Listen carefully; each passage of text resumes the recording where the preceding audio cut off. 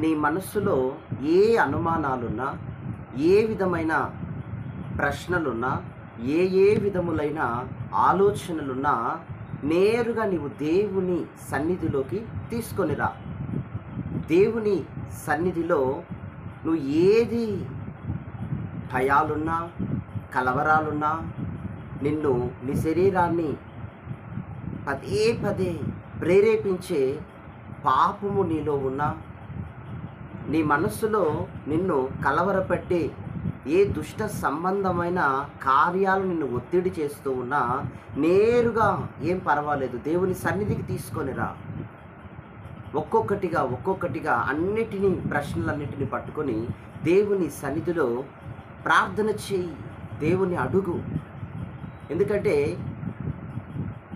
దేవుడు సమస్తాన్ని తేటగా చూచే దేవుడు.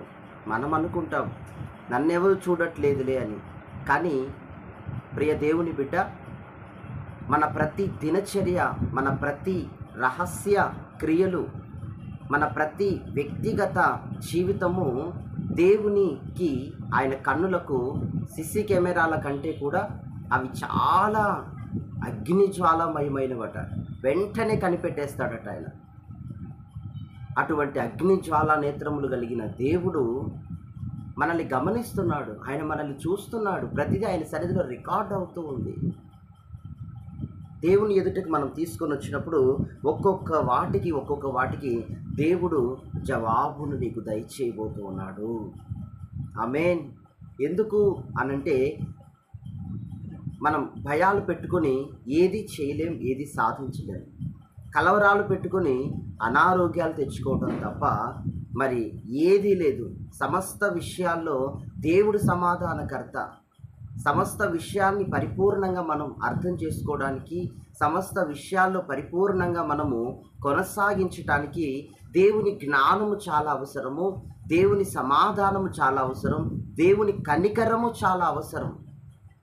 కనుక నీలో ఏ అనుమానం ఉన్నా, నీ మనసులో ఎట్లాంటి కలవరాలున్నా, ఎటువంటి ప్రశ్నలు ఉండినప్పటికీ దేవుని సన్నిధికి తెచ్చి దేవుణ్ణి అడిగినప్పుడు ఖచ్చితంగా దేవుడు నీకు సమాధానాన్ని దయచేయబోతూ ఉన్నాడు. ఆమేన్. కొందరు దాగుడు మూర్తలు ఆడుతూ ఉంటారు. నన్నెవరూ చూడట్లేదులే, నేను చేసేది ఎవరికి తెలియదులే అన్నట్లు. కానీ దేవునికి సమస్తము తేటగా కనబడుతూ ఉంది. వారు దాగుడు మూతలు ఆడుతున్నట్టు వాళ్ళ అంతరాత్మకే, వాళ్ళ మనస్సాక్షికే తెలుస్తోంది, కానీ బయటికి రాలేకపోతున్నారు. కానీ దేవుడు మీతో ఒకే మాట చెప్తూ ఉన్నాడు.